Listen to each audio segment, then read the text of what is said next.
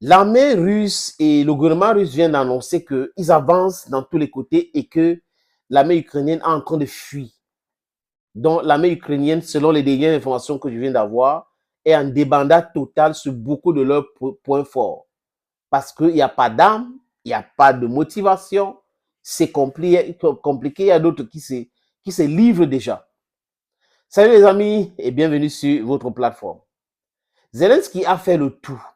Il était même à Buenos Aires, du moins rencontrer un pays qui va intégrer les BRICS l'année prochaine, parce qu'il y a un sommet des BRICS en Russie et c'est Poutine qui va accueillir les chefs d'État des BRICS.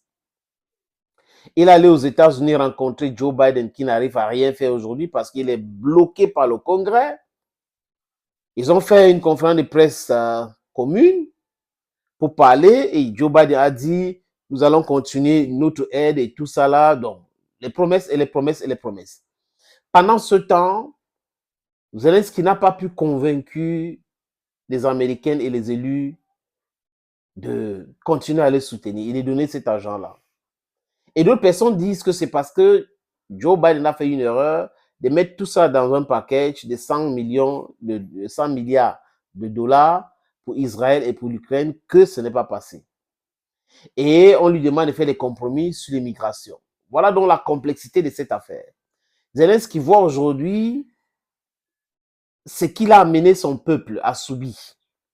Oui, parce qu'il est le responsable de ce qui se passe actuellement. S'ils avaient signé l'accord de neutralité permanente, on ne serait pas là aujourd'hui. Mais il a fait perdre près de 40% de la capacité économique de l'Ukraine. Et la Russie ne fait que taper sur l'Ukraine, taper sur Kiev, taper sur les infrastructures essentielles.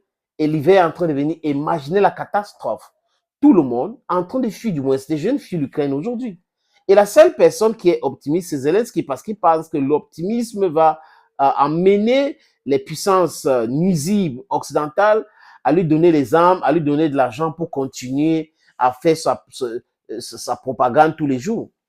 Il est dans une narrative qui vexe même les soldats. J'ai même certaines vidéos avec des soldats qui disent clairement qu'ils ne sont pas contents du fait qu'il ne dit pas la vérité, comme ce qu'a fait Valery Zalochny. Les amis, comme au début je vous ai dit, les autorités russes ont annoncé clairement qu'ils avancent sur tous les fronts aujourd'hui. Et je vous avais dit que dès le début de cette année, la Russie avait amassé 400 000 hommes en Ukraine. Donc, c'était impossible que l'Ukraine puisse pénétrer. Essayer de trouver une brèche, je veux dire. Que l'Ukraine puisse pénétrer ces brèches-là, ça doit être compliqué. Donc, c'est pour cette raison que l'Ukraine a essayé de taper, mais l'Ukraine était en train de taper sur le mur. Et quand vous tapez sur le mur, at one point in time, you just, okay, stop hitting on the wall. And then you turn back. C'est ce qui se passe aujourd'hui. Où les mêmes médias mensonges commencent à changer, modifier les narratifs. Zelensky serait quelqu'un qui n'est pas démocrate, Zelensky serait quelqu'un qui est clivant, Zelensky serait ceci, Zelensky serait... Parce que ça allait... C'est-à-dire que c'est comme ça, ils sont bloqués. On doit soutenir l'Ukraine, mais vous allez prendre l'argent où? Parce qu'il y a un veto de Orban. Les Européens ne sont pas d'accord de continuer à tuer l'économie juste pour l'Ukraine. Vous voyez? Des gens qui ne sont pas honnêtes en amitié et ils sont en train de vendre l'Ukraine aujourd'hui. Et la Russie nous annonce qu'elle progresse dans beaucoup de fronts. C'est une très mauvaise nouvelle, les amis, pour l'armée ukrainienne et pour le peuple ukrainien. Et tout ça pour ça, on a soutien, tout ça pour ça.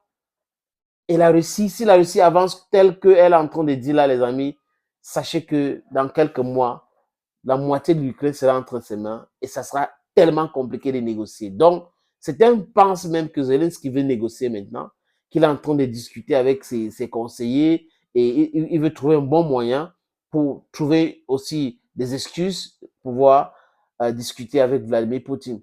Et c'est lui qui a posé cet énorme problème, c'est-à-dire une loi qui interdisait de discuter ou qui interdit de discuter avec les Russes et tout ça. Et aujourd'hui, il est obligé d'entrer dans l'Assemblée nationale avant d'avancer sur quoi que ce soit. C'est pour cette raison aussi que Vitaly Klitschko, le maire de Kiev, dit que Zelensky est le responsable de ses propres problèmes. Thank you, friends. Stay blessed and bye-bye.